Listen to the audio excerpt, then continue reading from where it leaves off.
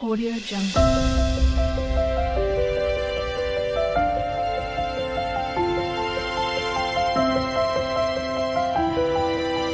Audio Jungle.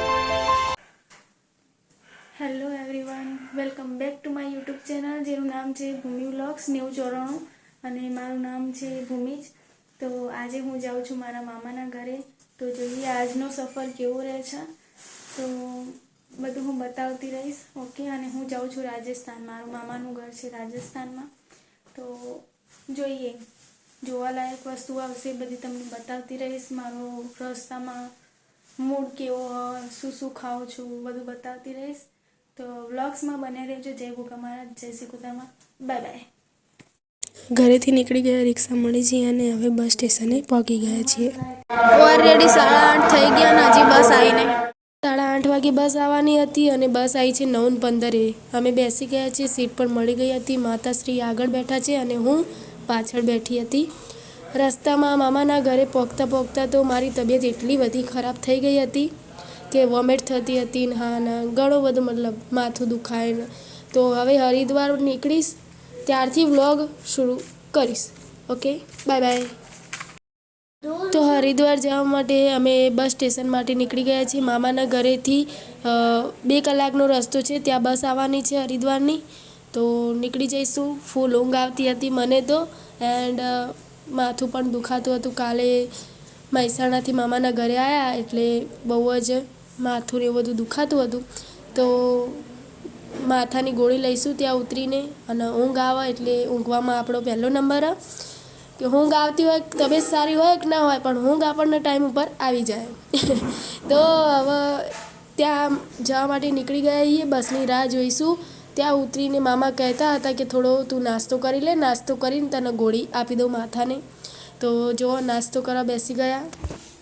Hello everyone, કેમ છો બધા? તો મને બસ મળી ગઈ હતી અને બસમાં આવ્યા પછી મેં આરામ પણ સારો કરી લીધો. હવે એક હોટલ છે, ત્યાં જમવા માટે ઊભા રહ્યા છીએ. ચલો તમને બતાવું.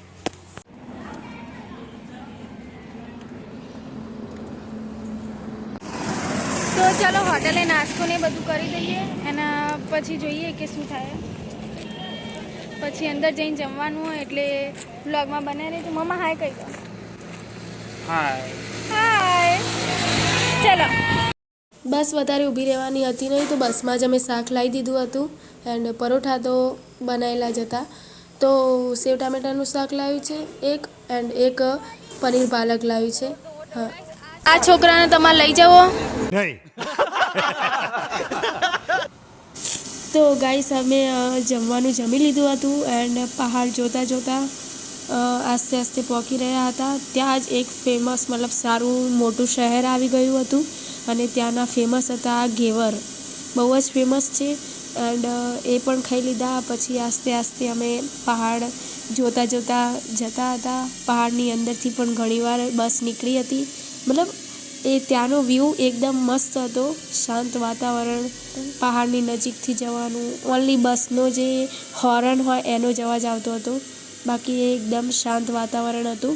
એન્ડ બધું જોતાં જોતાં આમ જઈ રહ્યા છીએ આસ્તે આસ્તે. આ જુઓ, બસ થોડી ઉપરના રસ્તે, મતલબ બ્રિજ ઉપર ચડી હતી એન્ડ આ પહાડ બી નજીક હતું એકદમ.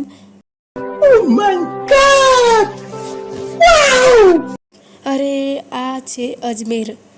અજમેરમાં જે પહાડો હતા એની નજીક જ ઘર હતા બધા. બહુ જ લાઇનસર ઘર હતા અને ત્યાં લાઇટો થતી હતી. થોડું અંધારું જેવું વાતાવરણ હતું. એન્ડ ત્યાં જે ધુમ્મસ ઉડતું હતું કે ખબર નહીં, એને ઠાર કહેવાય આપણી ભાષામાં, તો ખબર નહીં. ગાઈસ, હવે અમે જમવા જઈએ છીએ. તો ચલો જમવા માટે હોટલમાં આવી ગયા છીએ અને ઓર્ડર પણ આપી દીધો હતો. જે ઓર્ડર આપ્યો એ જમવાનું આવી પણ ગયું હતું. મેં તો ઓનલી દાળ ભાત જ ખાધા હતા. બાકી પનીર ને રોટલી ને એ બધું મેં નહોતું ખાધું. મેં ઓનલી દાળ ભાત ખાધા હતા એન્ડ દાળ ભાત મારા ફેવરેટ. તો શાંતિથી મેં દાળ ભાત ખાધા એન્ડ બધા અમે જમી લીધું અને જમવાનું બહુ જ મસ્ત હતું. મમ્મી, તને કેવું લાગ્યું? બહુ સરસ. બહુ સરસ ને? હા, ખરેખર જમવાનું બહુ મસ્ત હતું. એન્ડ રાતના 8 અને હજી 9 જ થઈ ગયા. મને એવું લાગતું હતું કે 10-11 વાગી ગયા હશે, પણ કંઈ વાંધો નહીં. ચલો, હવે હું બસમાં જઈશ. જમી લીધું ઓલરેડી અમે અને હવે સુઈ જવાનું. કાલે સવારે વહેલા ઉઠશું અને હરિદ્વારમાં હશું. તો નેક્સ્ટ વ્લોગ આવશે. આ વ્લોગ સારો લાગ્યો હોય તો લાઈક શેર સબસ્ક્રાઈબ કરવાનું ભૂલતા નહીં. Bye bye. જય ગોગા મહારાજ.